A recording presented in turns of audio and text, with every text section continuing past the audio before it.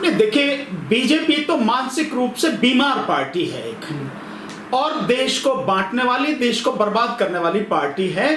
और ये बार बार कहा गया है, और ये सच भी है, ये बार बार कहा गया है, सच भी है कि अगर देश में हिंदू मुस्लिम की बात न की जाए और इस देश में मुस्लिम ना हो तो बीजेपी के पास कोई मुद्दा ही नहीं।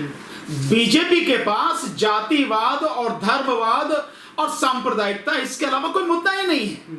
और बीजेपी किस मुंह से कहेगी रोजगार के विषय में? और उसे शर्म आनी चाहिए कि जब आरजेडी ने 10 लाख लोगों को सरकारी नौकरी देने का वादा किया, तब वो कहने कि हम 19 लाख लोगों को रोजगार देंगे। अबे तुम्हारी तो औकात भी नहीं है, तुम्हें शर्म नहीं आती है? तुम्हारा प्रधानमंत्री झूठ बोल के इस देश में 6 साल से शासन कर रहा है। 2 करोड़ रोजगार प्रतिवर्ष देने का वादा किया था, नहीं किया था? तो अब तक तुम्हें 12 करोड़ रोजगार दे देने चाहिए थे, नहीं? लेकिन रोजगार देने की बजाय बीजेपी ने इस देश के आज की तारीख में 35 करोड़ लोगों को बेरोजगार कर दिया। तो किस मुंह से कह रहे हैं कि वो 19 लाख रोजगार देंगे? बीजेपी के तो आतंकवादी हैं जो कहीं भी अटैक कर रहे हैं, कुछ भी कर रहे हैं। किसके आतंकवादी हैं? क्या ये देश पुलवामा को भूल गया है? क्या ये देश जिसमें जो कारगिल युद्ध हुआ था तुम्हारी नाकामी से हुआ, जिसमें 550 के लगभग हमारे नौजवान जो ऑफिसर्स, वो फौज के जो सैनिक हैं, उनकी शहादत हुई, वो शहीद हुए, ये तुम्हारी तो करतूतें हैं।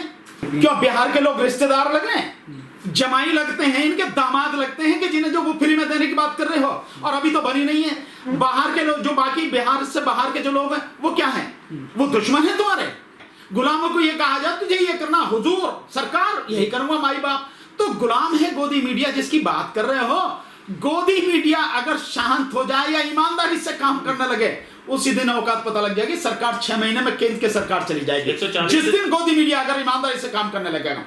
खत्म है गोदी मीडिया, क्योंकि तलवे चाटता है एक पर्टिकुलर पार्टी के, पर्टिकुलर व्यक्ति के, इसलिए वो गोदी मीडिया कहा जाता है, इसलिए उनकी बात कर रहा। अन्यथा गोदी मीडिया को भी मालूम है कि बिहार में सुपड़ा साफ है, पूरे देश में सुपड़ा साफ बीजेपी का हो चुका है। ये केवल उस झूठे प्रचार के दम पे चल रही है। इस देश में बहुत बड़ी संख्या अनपढ़ है।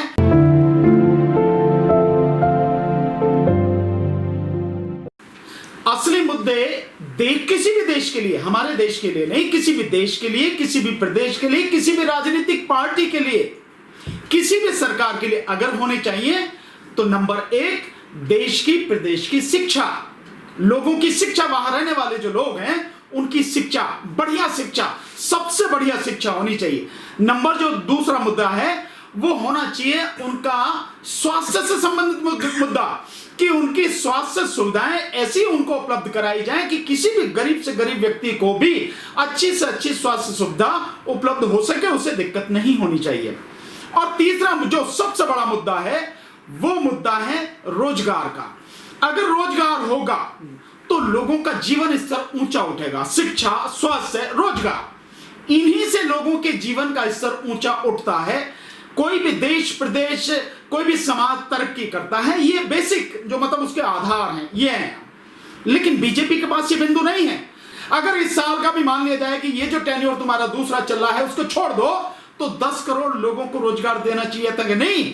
और वो किस मुंह से कह रहे हैं कि जब आरजेडी ने कहा कि हम 10 लाख लोगों को नौकरी देंगे, तो यही बीजेपी, यही नीतीश कुमार ये कह रहे थे कहां से देंगे, जेल से पैसा लाएंगे, कहां से लाएंगे? तो अब तुम कहां से लाओगे भी पैसा 19 लाख का, अगर वो 10 लाख की नहीं बात करते? तो बीजेपी के पास में हकीकत में इस देश में चुनाव लड़ने का कोई मुद्दा नहीं है। उनका मुद्दा वही है भारत में नहीं, हिंदुस्तान, पाकिस्तान और हिंदू मुस्लिम, और कुछ उनके पास मुद्दा नहीं है। और दुनिया के सामने ही नहीं, इस देश की जनता के, प्रदेश के सामने, प्रदेश की जनता के सामने पूरी तरह से नंगी हो चुकी है बीजेपी। इसीलिए आपने देखा होगा बिहार में, मैं बहुत पहले से ये बात कर रहा था कि बीजेपी, जो बिहार की जनता है इस बार बीजेपी को सबक सिखाएगी और देखना डंडे मार के निकालेगी, और वही हो रहा है।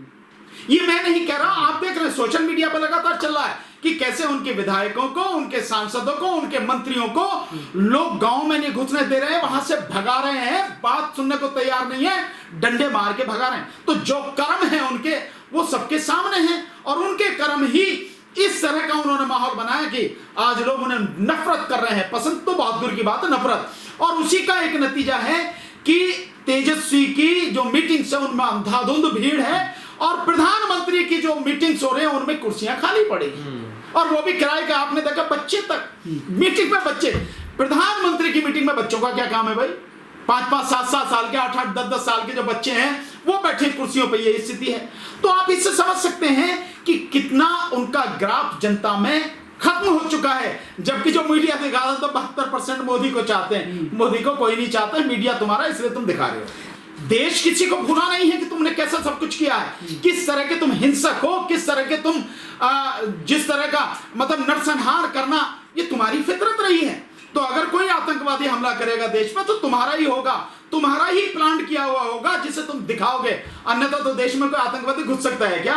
अगर वैक्सीन बन भी जाती है तो उस वैक्सीन को इसी देश के लोगों को आप महंगे दामों में दोगे, आप उसकी कीमत वसूल करोगे, उसे फ्री में नहीं दोगे, और तुम अपने लिए 10,000 करोड़ का जहाज भी मंगाओगे, उसमें तुम मौज करोगे। प्रधानमंत्री 10,000 करोड़ का जहाज लेके उस 10,000 करोड़ में कम से कम 10 राफेल विमान आ सकते हैं, उसको लेके तुम अकेले मौज लोगे, और इस देश के लोगों को तुम वैक्सीन भी जो कीमत में दोगे। इस सेंटेंस का तो मतलब यही है कि बिहार के लोगों को फ्री कराएंगे, और अभी तो बनी नहीं है। तो बिहार के लोग जानते हैं, समझ रहे हैं, बिहार के नहीं, इस देश की पूरी जनता जानती है कि प्रधानमंत्री और प्रधानमंत्री की पार्टी और उनकी पूरी जो चौकड़ी है, प्रधानमंत्री एंड कंपनी, जो भी कुछ है वो देश को धोखा दे रहे हैं, झूठ बोल रहे हैं, झूठ बोलने में माहिर है, बेशर्मी से खुलेआम झूठ बोलते हैं, और जनता के सामने ये सब कुछ नंगा हो चुका है। इसलिए जनता उनका स्वागत जैसे करना चाहिए था बिहार में वैसे ही कर रही है, और उसी का नतीजा है कि आरजेडी की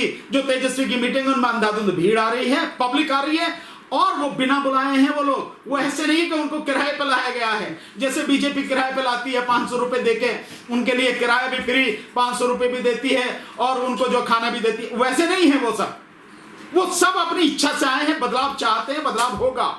अगर ये जो पब्लिक ओपिनियन आपको, हम सबको, पूरे देश को, बिहार की पूरी जनता को और पूरी दुनिया को दिख रही है, आप लोगों के सोशल मीडिया के माध्यम से जो सच्चाई नजर आ रही है, उसके हिसाब से साफ है कि बीजेपी का पूरी तरह से सुपड़ा साफ, जिसे सुपड़ा साफ बोलते हैं, और आरजेडी की क्लीन स्वीप, आरजेडी और जो गठबंधन है उनका, उनकी क्लीन स्वीप होगी अगर चुनाव सही हो जाते हैं तो। लेकिन मैं बार बार, और जब तक ईवीएम हट नहीं जाएगी, इस पर प्रश्न चिन्ह लगाता रहूंगा। मैं आज भी इस बात को कह रहा हूं कि ईवीएम जो है तो वहां पर साफ सुथरा चुनाव होने की संभावना ना के बराबर है।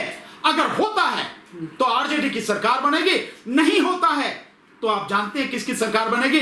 और इस बार का जो मुझे गणित लगता है, बीजेपी ने जिस तरह से गठबंधन किया है और जिस तरह की इसकी नीति है कि उसमें से पासवान की पार्टी को एक साइड में निकाल दिया, आरजेडी के उसके जेडीयू के साथ में मिलकर बराबर 122 वो लड़ रहे हैं और 121 ये लड़ रहे हैं। इनमें से इन्होंने 121 में से 11 सीट उनको दे दी है वीआईपी वालों को, और उन्होंने जो है जेडीयू ने 6 सीट उनको दे दी है मांझी वाले को।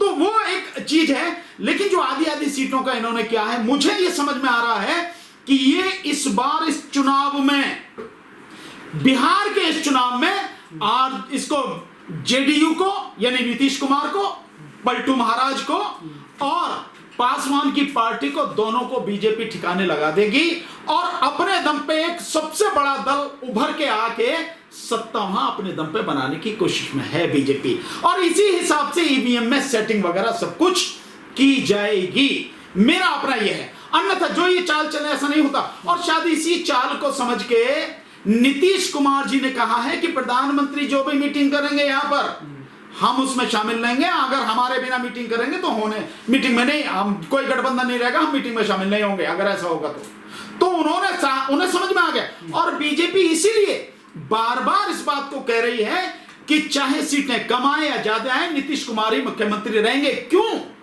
क्योंकि बीजेपी पहले लड़ी थी अकेले तो हार गई थी, और इस बार क्योंकि जेडीयू और जो वो आरजेडी और जेडीयू दोनों साथ में थे, उनकी ताकत बहुत बड़ी थी तो बहुत सीटें आई और बीजेपी बहुत पिछड़ गई।